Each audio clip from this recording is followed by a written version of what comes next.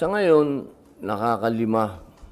Alhamdulillah, limang. Kailangan ko pa ng 3. May mga nakausap na ako na sa mga napakagandang paliwanag nila. Tinatanggap ko naman na hindi sila pumirma.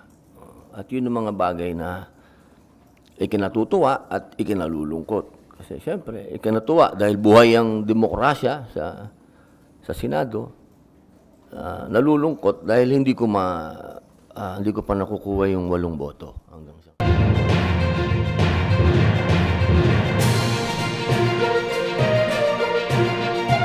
Inshallah, personal akong tumatawag, personal akong humihingi ng kahit na 5 minutes doon sa mga miyembro. Mayroon pa akong bukas, mayroon pa akong Sabado, Linggo. Sana mapagbigyan pa tayo ng mga hindi pa nagsasabi ng hindi sila pipirma.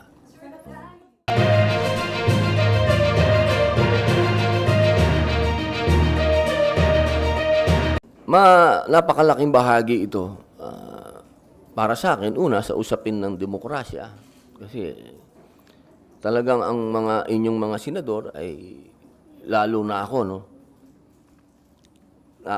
Kung mapapansin nyo, kapag yung paggalang na ibinibigay ko sa kapwa senador, masyadong mataas sa akin yun, yung ganong klaseng ano. Kasi democracy tayo eh.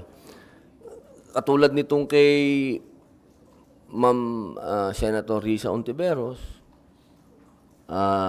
sa malalim na pagpupugay at paghingi ng paumanhin sa kanya, ako talaga nakikiusap lagi sa kanya at humihingi ng paumanhin kung ako'y sumasalungat. Hindi sa kadahilanan na gusto ko siyang sagasaan o ano, kung hindi yun ang pangalan ng demokrasya dito sa Senado. Kaya ano man ang kahinatnan nitong aking motion na bawiin sana yung contempt, ang mahalaga sa akin dito, pinaglalaban ko to. Kasi demokrasya ito eh. Magkakaiba tayo ng prinsipyo. Hindi ito usapin ng kaibigan ko, si pastor. Hindi yon. Walang ganong klaseng hiwalay yon. Ang aking paniniwala dito, ito ay nasa DOJ na.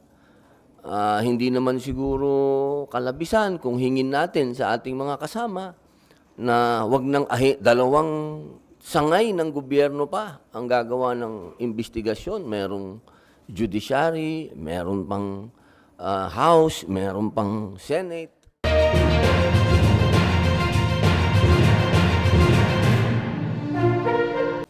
Parang yun, sa resources ng gobyerno, parang doon na sa isang, parang masyadong magastos ba, sa aking palagay.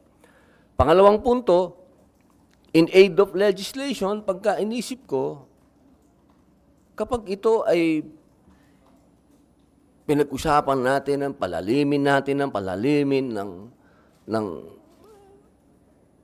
umaabot sa iskandalo, parang para sa akin, malinaw na, ba to? Parang sa konstitusyon natin, meron talagang paghihiwalay ng Estado at religion. Dito, sa nakikita ko, pagka nagpatuloy sa ganitong proseso, parang sinasaklawan na ba natin, magkakaroon ba tayo ng mga panukala na sasagasaan natin ang religion? Kasi ang papunta na to eh, hindi na, wala na kay pastor yung, napupunta na doon sa buong organisasyon, sa buong religion.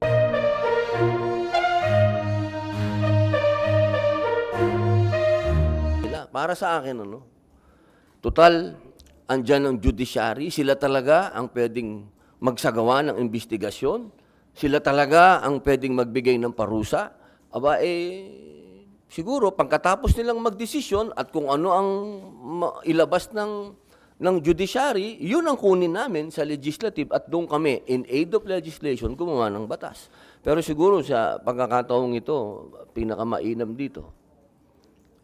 Para sa aking paniwala, inuulit ko po, nirirespeto ko, ginagalang ko para sa akin, karapatan ni Senator Risa Hontiveros na ilaban ito. Ako din po ay may opinion. At yan ang opinion ko. Nandyan na yan sa DOJ, iwan na natin sa kanila.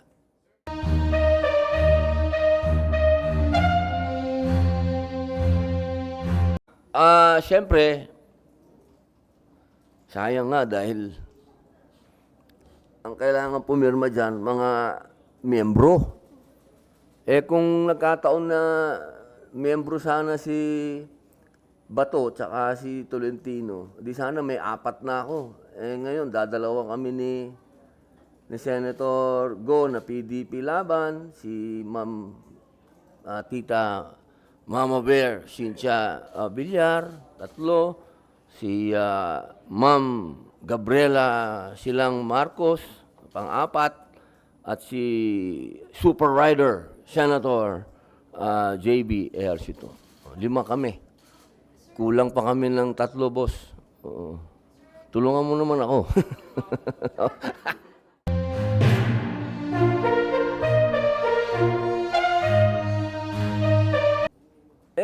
Sa akin kasi mahalagang sa akin ang testimony ng mga nag-a-accuse.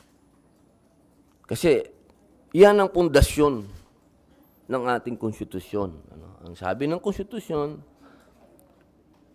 ikaw ay inosente hanggat ikaw ay hindi napapatunayan na nagkasala. Okay, napakahalaga nun. At yun, nag-a-apply yun sa akusado at nag-aakusa. Diba? Ngayon, pag ikaw ay nag-aakusa, dapat, para sa akin, hindi ka dapat, una, natural lang na matakot. Natural lang yun.